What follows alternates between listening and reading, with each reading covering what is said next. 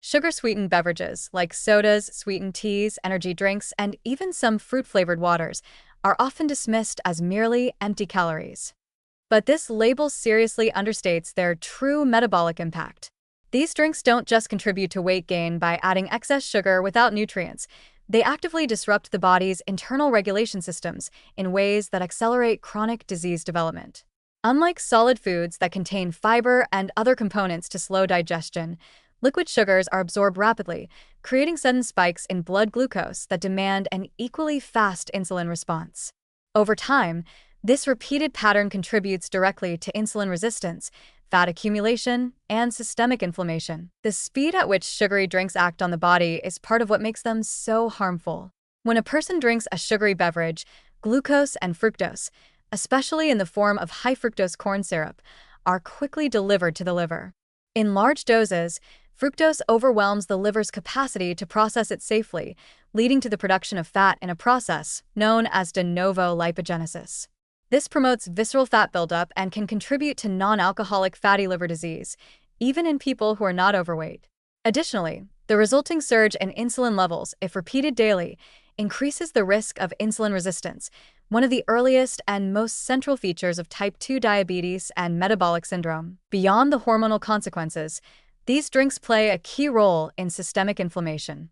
Chronic low-grade inflammation has been linked to everything from cardiovascular disease to cognitive decline, and sugar-sweetened beverages appear to contribute by stimulating inflammatory pathways through both direct and indirect means.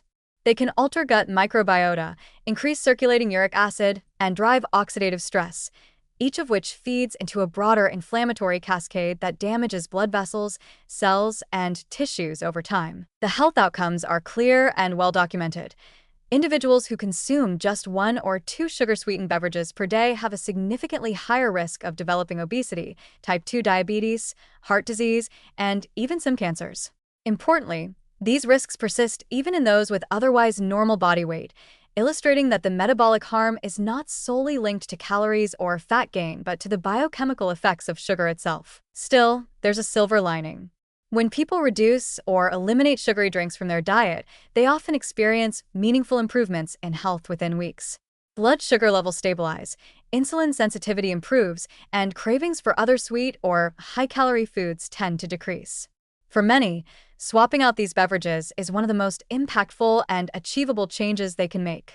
Substitutions like water, unsweetened teas, sparkling water with citrus, or even lightly sweetened homemade drinks with minimal added sugar can provide refreshment without the metabolic cost. The message, then, is not just about cutting calories. It's about interrupting a powerful and harmful chain reaction inside the body.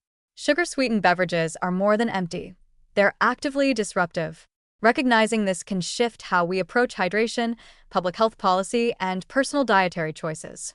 Small changes, especially when made consistently, can lead to real protection against some of the most common and preventable chronic diseases of our time.